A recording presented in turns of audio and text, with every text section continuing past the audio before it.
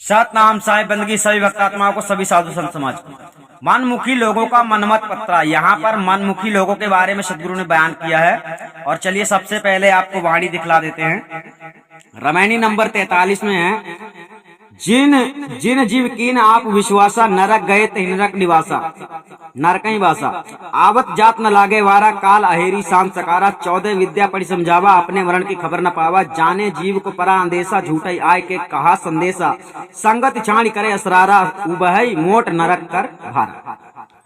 यहाँ पर इसकी साखी देख लो। गुरुद्रोही मनमुखी नारी पुरुष विचार, ते नर 84 भरम है, ज्यों ज्यों चंद्र दिवाकर।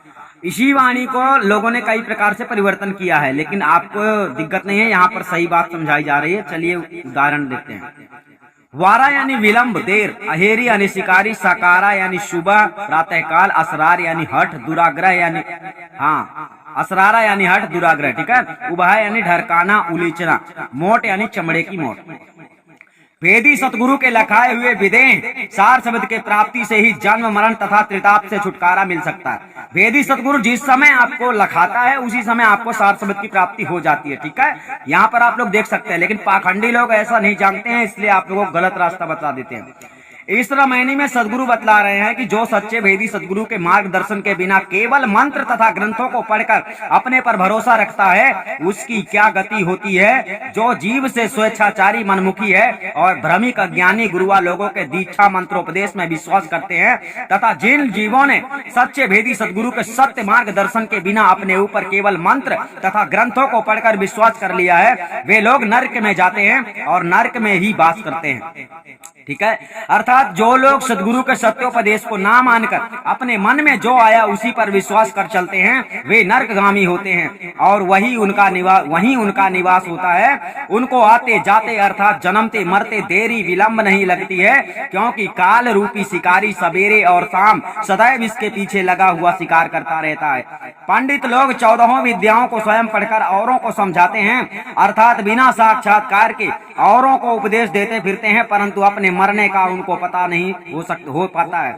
जानने वाले अर्थात पुस्तकीय ज्ञान वाले पंडितों को भी सदैव संशय बना रहता है, अर्थात वे स्वयं संशय में रहते हैं। इसी कारण वे दूसरों को भी आकर झूठा ही संदेश कहते हैं। जो लोग सत्य उपदेश सदगुरु तथा सच्चे संतों के सत्संग को छोड़कर उन महात्माओं के साथ दुष्टता या तकरार करते हैं, अर्थात अपने मनगढ़ंत मत पर हट करते हैं कि मैं ही सब कुछ जानता हूँ, अक्षर ज्ञान मात्र से वह ज्ञानी होने का दावा करते हैं, ऐसे लोग नरक से भरी हुई चमड़े की भारी मोट के द्वारा नरक की धारा उलीचते हैं, अर्थात लोगों को नरक की ओर ले जाते हैं और वह नरक के भार को गठरी में बांध कर ढरकाते तथा ढोते फिरते हैं। अतः वह अपनी स्वयं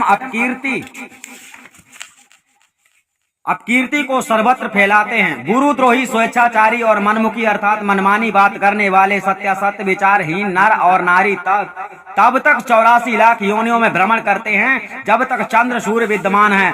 सदगुरु कहते हैं कि जो पुरुष गुरुद्रोही मनमुखी और नारी पुरुष के विचार वाला है, अर्थात देहाभिमानी स्त्री पुरुष दृष्टि वाला है, वह जब तक चंद्र सूर्य रहेंगे तब तक 84 लाख योनियों में भ्रमण करेंगे। वे चाहे पुरुष हो चाहे स्त्री हो। गुरु के साथ द्वेष करे वह गुरुद्रोही कहा जाता है। गुरु के उपदेश को ना मानना भी गुरुद्रोह कहा जाता है। मनमाना आचरण करे वह मनमुखी कहा जाता है। जिसके हृदय में इस प्रकार का विचार हो कि मैं पुरुष हूँ और वह स्त्री है, यह भोग्य है और मैं भोगता हूँ, अतः ये सब जब तक चंद्र सूर्य रहेंगे तब तक 84 लाख योनि में भटकते ही रहेंगे। इसके विपरीत जो गुरुद्रोही नहीं है, मनमुखी नहीं है और स्त्री पुरुष देह दृष्टि रहित आंतरिक आत्मदृष्टि है, वह वेदी सदगुरु से ज्ञान प्राप्त करके जन्म मरण रूप संसार बंधन से मुक्त होकर परमानंद स्वरूप सत्य पुरुष परमात्मा को प्राप्त होता है। 14 विद्याएं ये हैं: अग्नि वेदाच तत्वरो मीमांसा न्याय विस्तरा धर्मशास्त्र पुराणश्च विद्या हतोष चतुर्दश, अर्थात शिक्षा कल्प व्याकरण निरुक्त छंद और ज्योतिष ये वेद के 6 अंग, ऋग्वेद यजुर्वेद सामवेद और अर्थवेद ये 4 वेद, मीमांसा न्याय धर्मशास्त्र और पुराण ये 14 विद्याएं हैं। सदगुरु का कहना है कि विद्या पढ़कर अभिमान ना करे कि मैं महोपदेश हो गया, किंतु विद्या पढ़कर सद असद का विचार करें और उसके अनुसार आचरण करें, जिससे अपना जीवन सफल करें तथा अन्य लोगों का भी जन्म सार्थक कर सकें। ठीक है। सदगुरु कबीर साहब ने कितना आसान तरीके से समझाया है, लेकिन आप लोगों को भक्ति समझ में नहीं आ रही है, इसीलिए आप लोग को खोपड़िया में ध्यान करने वाला गुरु मिलता है और आप लोग करते रहते हैं। ऐसा कभी भी नहीं होता है। साहब ने बताया है कि आत्मा परमात्मा का परिचय भेदी गुरु से करना चाहिए, और जब तक आपको सतगुरु नहीं मिलता तब तक आपके जीवन का कल्याण नहीं हो सकता है। सतनाम साहिब बंदी।